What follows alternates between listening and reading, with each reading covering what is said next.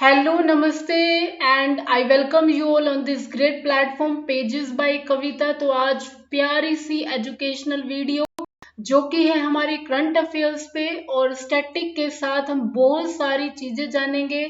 तो वीडियो को लास्ट तक जरूर देखिएगा। अगर आप चैनल पे नए हैं तो सब्सक्राइब, लाइक और शेयर करना ना भूलिएगा। हमेशा की तरह सबसे पहले स्टार्ट करते हैं एक मोटिवेशनल कोटेशन। तो देखिए, नेल्सन मंडेला जी के द्वारा कही गई एक बहुत बड़ी बात है यहाँ पर कि it always seems impossible until it is done. तो जब तक कोई भी काम जो होता है, जब तक नहीं होता है, वो हमेशा इम्पॉसिबल सा, असंभव सा लगता है, लेकिन जब वो हो जाता है तो हम कहते हैं बस यही था। तो सेम चीज ये आपकी लाइफ में भी एप्लीकेबल होती है। अगर आपका कोई एग्जाम अभी क्वालिफाई नहीं हो पा रहा है, आप हर दिन उसके लिए एफर्ट लगा रहे हैं, मेहनत डाल रहे हैं, तो डेफिनेटली जल्दी ही वो टाइम आ जाएगा जब आप अपने एग्जाम को क्वालिफाई करेंगे और आप बहुत बहुत खुशी महसूस करेंगे। तो इसके साथ ही शुरू कर रहे हैं क्वेश्चन नंबर 1।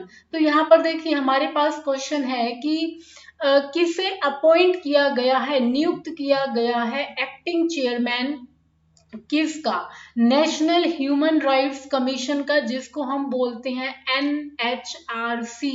यहाँ पर आप लोगो भी देख सकते हैं, नेशनल ह्यूमन राइट्स कमीशन। तो सबसे पहले देखिए, राष्ट्रीय मानव अधिकार आयोग इसकी फुल फॉर्म हो जाएगी। तो इसके कार्यवाहक अध्यक्ष के रूप में किसे नियुक्त किया गया है? तो सबसे पहले मैं आपको ये बताती हूँ कि जो एक्टिंग होता है चेयरपर्सन, इसका मतलब होता है कि परमानेंट नहीं है, इनको शॉर्ट ड्यूरेशन के लिए अपॉइंट किया गया है। ये परमानेंट हो भी सकते हैं, लेकिन अभी एक तरह से ये परमानेंट नहीं है। तो ये होता क्या है, ये ऑर्गेनाइजेशन? ये होता है कि जो भी जो ह्यूमन के राइट्स होते हैं, अधिकार होते हैं, तो उनको प्रिजर्व, एक तरह से उनका संरक्षण करने का काम जो है वो करता है नेशनल ह्यूमन राइट्स कमीशन जो होता है। तो इसके द्वारा किया जाता है, प्रेसिडेंट के द्वारा नियुक्ति की जाती है। और इसके साथ एक और चीज ऐड करेंगे कि NHRC जो है ये नॉन कॉन्स्टिट्यूशनल बॉडी है, मीन्स गैर संवैधानिक बॉडी है, निकाय हम कह सकते हैं। तो इसका मतलब क्या होता है? इसका मतलब होता है कि इसका कॉन्स्टिट्यूशन में कहीं पर भी जिक्र नहीं है, इसे कोई आर्टिकल नहीं दिया गया है, कोई अनुच्छेद नहीं दिया गया, इसे बनाया गया है, पार्लियामेंट ने बनाया था। और यहाँ पर था 1993 के अंदर एक्ट आया था, जो कि था national human rights commission act, और वो भी 1993 में था, तभी बना दिया गया था इस कमीशन को, इस आयोग को। तो यहाँ पर देखिए, इसका सही आंसर हो जाएगा जस्टिस प्रफुल्ला चंद्रा पंत जो है वो राइट आंसर है। नेशनल ह्यूमन राइट्स के जो भी चेयरमैन होते हैं, हेड होते हैं, वो हमेशा होते हैं रिटायर्ड, मीन्स सेवानिवृत्त, जिसको हम बोल सकते हैं CJI। वो भी किसके? Chief justice of India, supreme court के होते हैं। हमेशा आप याद रखेंगे कि सुप्रीम कोर्ट के CJI वो भी रिटायर्ड जो होंगे वही हेड होते हैं किसके? NHRC के, नेशनल ह्यूमन राइट्स कमीशन के। एक और क्वेश्चन यहाँ पे अराइज होता है कि सुप्रीम कोर्ट में जो चीफ जस्टिस ऑफ इंडिया है उनके रिटायरमेंट की एज कितनी है? तो उनके रिटायरमेंट की एज होती है 65। हाई कोर्ट में रिटायरमेंट की एज कितनी होती है? हाई कोर्ट में रिटायरमेंट की एज होती है 62, 62 साल। तो इसके बाद भी, यानी 65 साल के बाद वो आ जाते हैं नेशनल ह्यूमन राइट्स कमीशन में। और इसकी एज मीन्स कब तक वो काम कर सकते हैं? 70 साल तक। इट मीन्स कि हमारी जो ये सरकार है वो भी ये मानती है कि कोई भी पर्सन 70 साल तक आराम से काम कर सकता है, जुडिशरी से रिलेटेड या जो भी चीजें होती हैं उनको ध्यान में रख सकता है। तो इनका मेन, इस कमीशन का मकसद ही होता है कि हर एक इंसान को, अगर मान लीजिए हम 125 करोड़ हैं, ये जितने भी हम इंडियंस हैं, उन्हें लिबर्टी प्रदान करना, आजादी हम कह सकते हैं उन्हें, मतलब फ्रीडम हो गई, लिबर्टी हो गई, उन्हें इक्वालिटी, समानता मिले। लोगों के साथ जस्टिस हो, ये सब चीजें देखने का काम होता है ह्यूमन राइट्स कमीशन का, कि मानव अधिकार, नाम से ही है कि मानव के अधिकारों के साथ कोई भी छेड़खानी ना की जाए। और इसका सबसे अच्छा लोगो भी आप देख सकते हैं कि सर्वे भवन्तु सुखिना, कि सभी प्राणी सुखी हों, इसी को ही ध्यान में रखकर यहाँ पर काम किया जाता है। बहुत इंपॉर्टेंट है ये कमीशन। तो यहाँ पर हम लोगो देख सकते हैं, और यहाँ पर नेशनल ह्यूमन राइट्स कमीशन, यहाँ पे जस्टिस न्यायमूर्ति प्रफुल्ला चंद्रा पंत जी को भी देख सकते हैं, जिन्हें एक एक्टिंग चेयरपर्सन अपॉइंट किया गया है।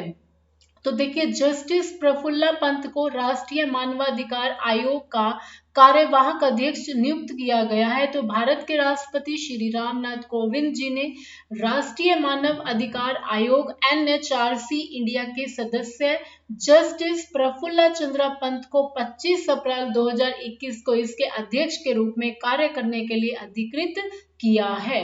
तो मोस्ट इंपोर्टेंट क्वेश्चन है, इसके साथ ही ये सब चीजें जो है एडिशनल इंफॉर्मेशन वो भी बहुत इंपॉर्टेंट है। नेक्स्ट, किस कंट्री के ऑलराउंडर क्रिकेटर है जिनका नाम है थिसारा परेरा?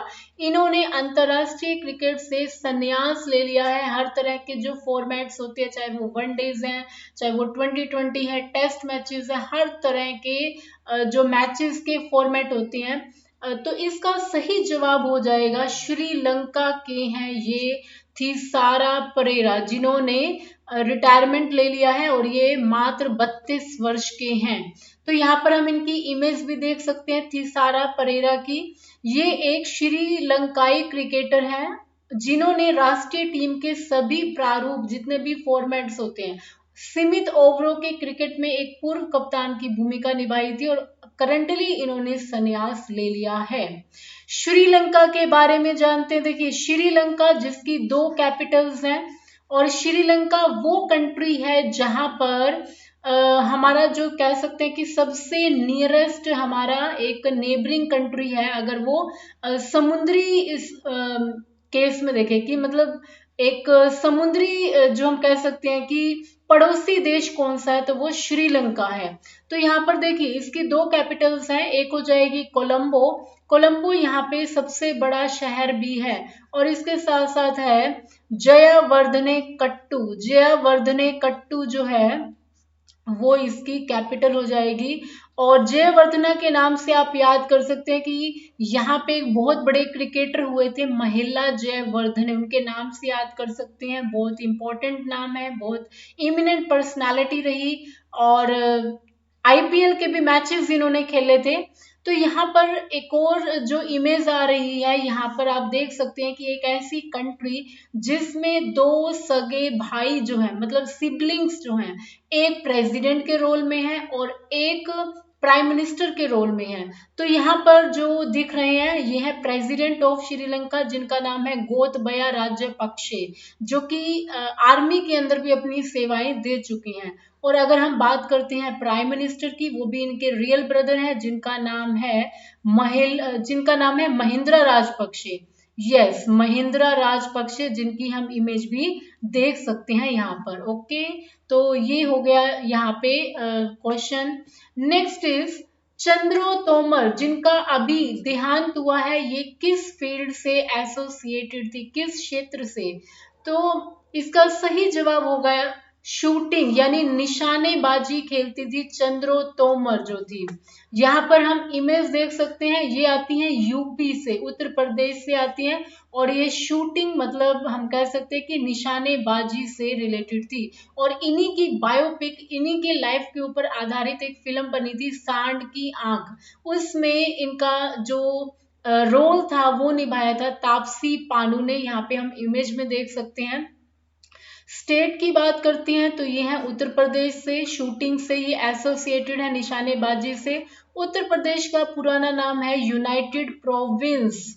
अगर हम बात करें कि एस्टैब्लिश कब किया गया था उत्तर प्रदेश को, तो ये है 24 जनवरी को, 24 जनवरी को 1950 को। लोकसभा की सीट्स की बात करें तो सबसे ज्यादा लोकसभा की सीट्स आती हैं, 80 एमपी हैं यहाँ से। राज्यसभा की सीट्स की बात करते हैं तो 31 एमपी आते हैं राज्यसभा के। विधानसभा की सीट्स की बात करते हैं तो 403 एमएलए हैं, मेंबर ऑफ लेजिस्लेटिव असेंबली। इसके साथ साथ ये बाई कैमरल सिस्टम है, यहाँ पर मीन्स द्विसदनीय है। यहाँ पर एमएलए भी हैं और यहाँ पर एमएलसी भी हैं, ये भी काफी इंपॉर्टेंट है। बाई कैमरल मीन्स द्विसदनीय है ये। जो यूपी है, उत्तर प्रदेश है। अगर सीएम की बात करें तो योगी आदित्यनाथ जो है यहाँ पे सीएम है।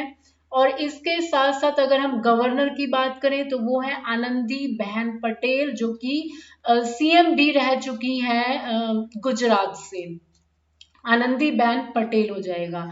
तो इससे रिलेटेड सभी इंफॉर्मेशन हमने कर लिया। नेक्स्ट देखिए, which country recently produce the first batch of covid vaccine for animals. Means animals के लिए भी यहाँ पे वैक्सीन को लाया गया है। ये कौन सी कंट्री है? तो इसका सही जवाब हो जाएगा रशिया। रशिया वो कंट्री है जहाँ पे एनिमल्स के लिए भी वैक्सीन को लाया गया है ताकि स्प्रेड ना हो। नॉर्मली यहाँ पर एक वर्ड होता है जूनोटिक। जूनोटिक का मतलब होता है ऐसी डिजीजेस जो एनिमल से ह्यूमन बींग्स तक स्प्रेड होती है, उसको बोलते हैं जूनोटिक डिजीजेस। जूनोटिक एक टर्म यूज करते हैं। तो यहाँ पर कोविड-19 से बचने के लिए यहाँ पे रशिया ने एनिमल्स के लिए भी शुरू कर दिया उनका वैक्सीनेशन। और इसके साथ साथ यहाँ पर जो वैक्सीन यूज की जा रही है वो है स्पुतनिक। स्पुतनिक वैक्सीन है जो कि यहाँ की सैटेलाइट के नाम पे भी है। यहाँ पे हम देख सकते हैं प्रेसिडेंट जो कि है ये रशिया से है। रशिया जिसको 1991 के अंदर 15 कंट्रीज के अंदर डिसोसिएट कर दिया गया था, ये 15 कंट्रीज में डिसोल्व हो गया था। व्लादिमीर पुतिन इनका नाम है। व्लादिमीर पुतिन जो है यहाँ के राष्ट्रपति हैं। और इसके साथ साथ जो रशिया है वो एरिया में वर्ल्ड में नंबर 1 है।